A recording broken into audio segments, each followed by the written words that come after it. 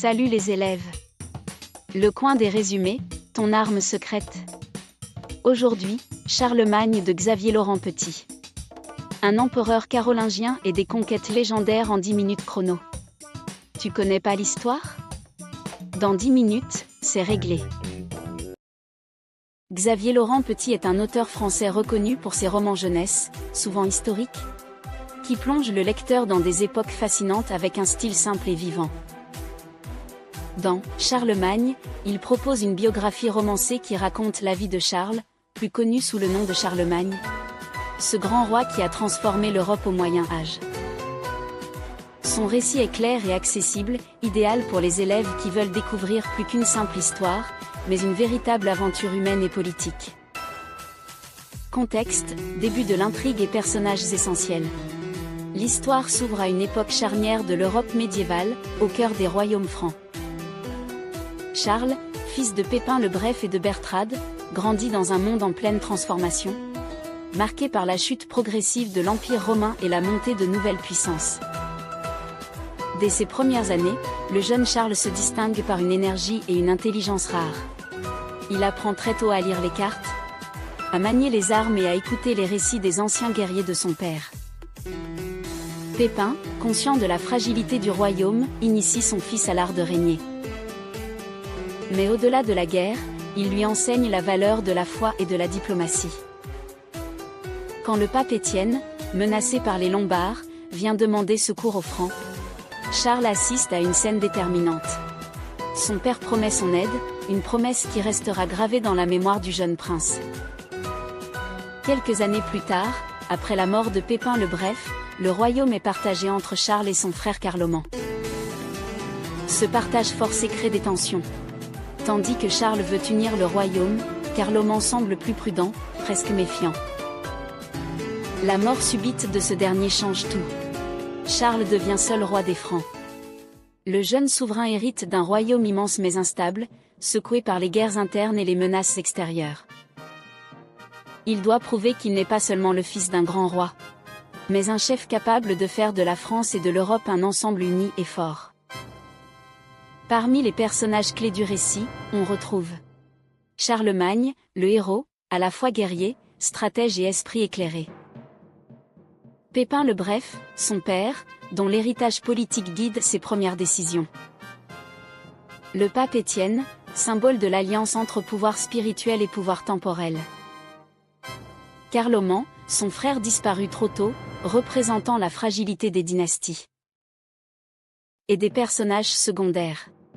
Guerriers, moines, conseillers, qui contribuent à forger la légende du futur empereur. Devenu roi, Charles n'aura jamais de répit. Le roman retrace sa vie comme une succession d'épreuves et de conquêtes. Tout commence avec les campagnes contre les Lombards. Pour défendre le pape et imposer son autorité en Italie, Charlemagne franchit les Alpes à la tête de son armée. L'auteur décrit avec intensité ces traversées périlleuses, le froid, la faim, mais aussi le courage des soldats, galvanisés par leur jeune roi. Viennent ensuite les guerres contre les Saxons, un peuple farouche refusant la conversion au christianisme. On suit Charles durant des années d'affrontements, alternant batailles et négociations.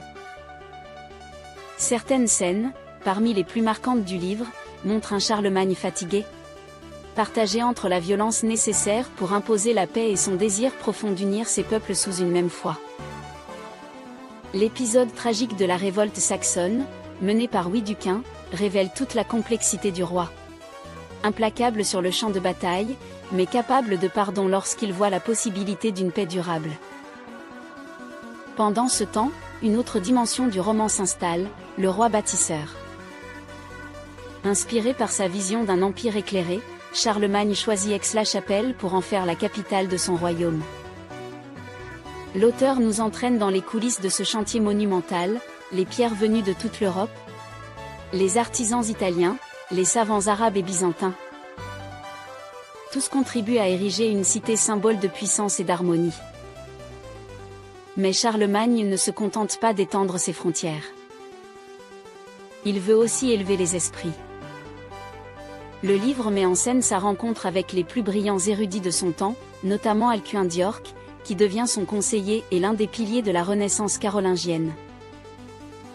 Ensemble, ils développent un vaste réseau d'écoles et de monastères, où l'on enseigne la lecture, l'écriture et les sciences. Pour Charles, le savoir devient une arme aussi puissante que l'épée. Tout au long de l'histoire, Xavier Laurent Petit fait ressentir le double visage du roi. Celui du conquérant impitoyable et celui du visionnaire humaniste. Derrière la couronne apparaît un homme, tourmenté par ses doutes, parfois seul face au poids de sa mission. Dans certaines scènes plus intimes, il médite sur ses erreurs, sur le prix du pouvoir, et sur la fragilité de la paix. Les grands thèmes du roman sont le pouvoir et l'unité, comment construire un empire sans trahir son idéal? La foi et la politique, jusqu'où peut aller l'alliance entre le trône et l'Église? La culture et la transmission du savoir, la volonté de Charlemagne de rendre la connaissance accessible à tous. Le courage, la justice et la vision, force motrice d'un souverain hors du commun. Dans Charlemagne, Xavier Laurent Petit réussit à rendre vivante une figure souvent figée dans les manuels. À travers une narration rythmée et claire, il fait revivre l'homme derrière le mythe. Un roi, un empereur, mais aussi un être humain que le pouvoir n'a jamais totalement transformé. Ce roman offre aux jeunes lecteurs bien plus qu'une leçon d'histoire. Une véritable épopée où se mêlent bataille, foi, connaissance et humanité. On referme le livre avec la sensation d'avoir traversé tout le Moyen Âge, aux côtés d'un roi qui rêvait d'unir les peuples par la paix et par le savoir. Charlemagne n'est pas seulement le récit d'un conquérant.